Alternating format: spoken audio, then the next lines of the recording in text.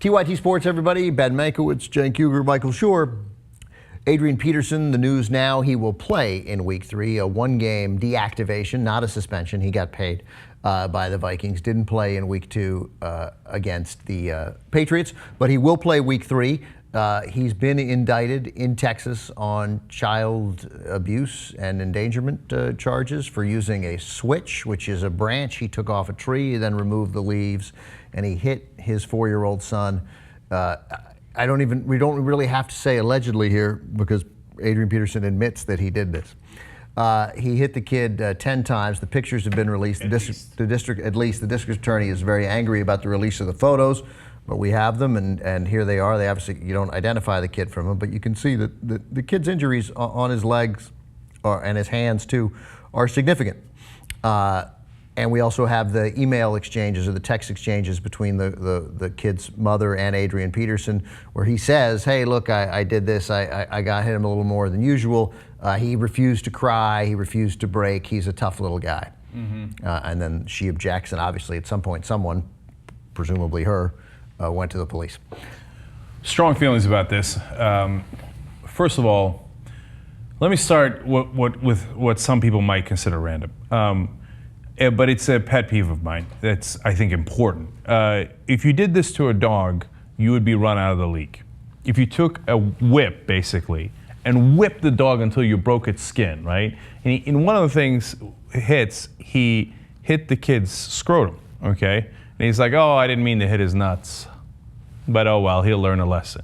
If you did that to a dog, you'd be out. You'd be out because everybody would be enraged. How could you do that to a poor defenseless dog? There was a caterer or the head of a company, the food company the other day that services the San Diego stadium, and he kicked the dog in an elevator, didn't take its head off. He kicked it. It was terrible, right? Gone, fired.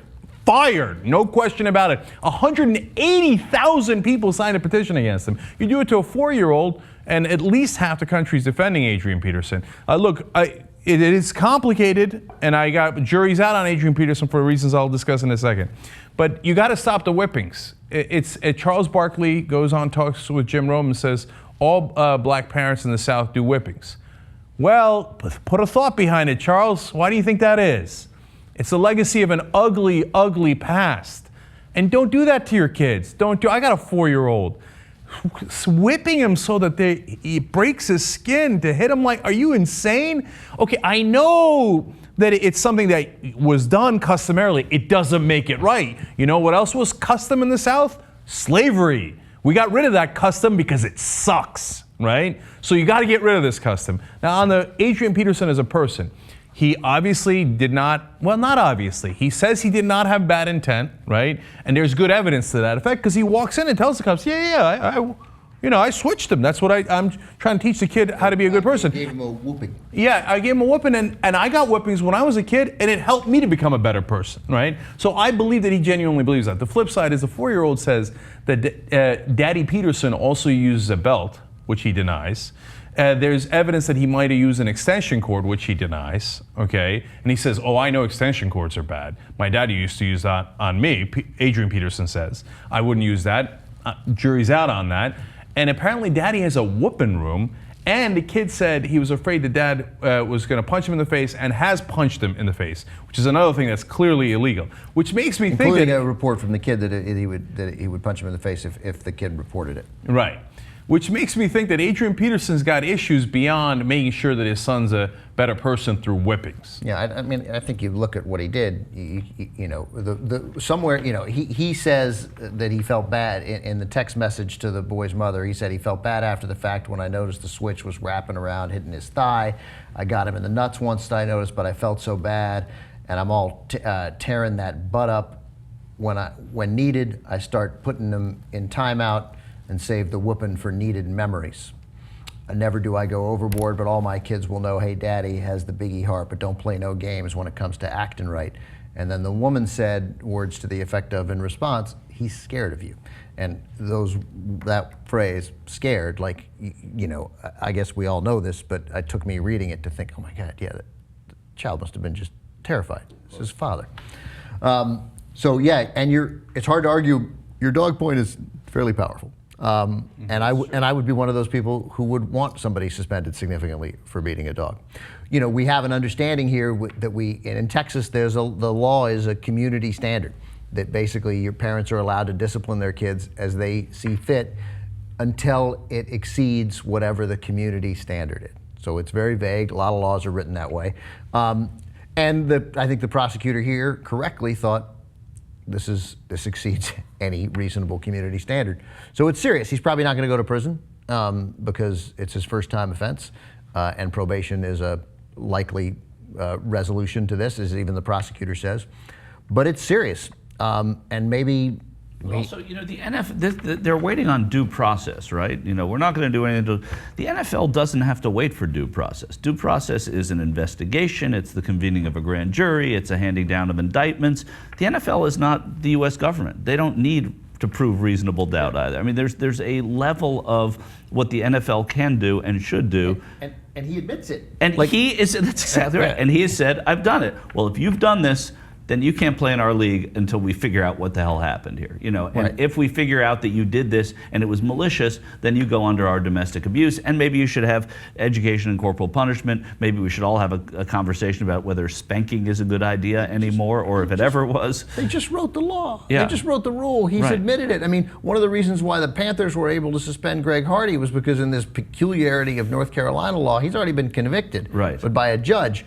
And then if that happens on a misdemeanor, you then can take it to court as a felony, something like that. So now he's waiting on a jury trial, but he already had a judge trial. He's already been convicted, so they can suspend it. Like the NFL should be like, oh my God, this is fantastic. We put this rule in just in time for Ray McDonald because he beat up his girlfriend allegedly, and Adrian Peterson because we have photos of what he did to his son. So it's clear now. We can suspend them. But with Hardy and Peterson, you have findings of fact. Yeah. Like, Peterson has admitted it, and Hardy was convicted. You can apply it. With Ray McDonald, your due process standard might be delayed some amount of time. The district attorney's office isn't even clear on what the charges are there and what happened, but apparently in every case. Yeah. So, look, when it comes to actually going to court on Adrian Peterson, I agree with Ben. I'm sure even if the prosecutor was gung-ho about getting a conviction, probably be a hard one to get, because I think that Barkley is wrong in defending it, but right about the custom. Okay, and so he's going to go to Texas and say, well, you guys know we discipline our kids like this. We don't want any northern agitators telling us how to discipline our kids, right? First of all, I think he's going to plead. My hunch is he's admitted it. Yeah, and I guess to be more accurate, likely he won't get jail time. Yeah. Okay. But I tell you what. But he could actually, Jen could be right. I mean, he admitted it, but he admitted it because this is how he disciplines his children. They went a little too far, so that. You know, that I won't discipline my children like that anymore because it went too far. The pictures would exceed any community standard, and I suspect you get any jury with parents on there. They'll agree. Cenk, you said at least half the country is with Adrian Peterson. I know you're making that number up. A lot of people seem to be with Adrian Peterson. A lot of people repulsed, but a number of fans wore their 28 jerseys. I guess a visceral response. These all aren't child beaters who wear the Adrian Peterson jerseys. One woman wore her Viking helmet, her Adrian Peterson jersey, and she brought a Switch to the game. Classy. That's classy, yeah. We didn't, nobody was able to get her name, but she's pretty clearly identifiable there. They call it Minnesota nice. Yeah. Minnesota's not where you expect it. No. Not where you expect it. But again, the good news of this all somehow in a crowd of whatever it is, 60, 70,000 people at this game, so far, apparently only one person thought it would be hilarious to bring a Switch. Adrian Peterson's already missed a game, right? They deactivated him. You suspend him for that game, you add 5 more games. That's 6 games. That's what the new domestic violence policy is. Let's go. Let's have it. Right. He'll come back, play in the second half of the season. And the Vikings, their due process is, well, Matt Asiata wasn't as good as Adrian Peterson, so we're just going to put him back. But for now, Adrian Peterson playing Sunday.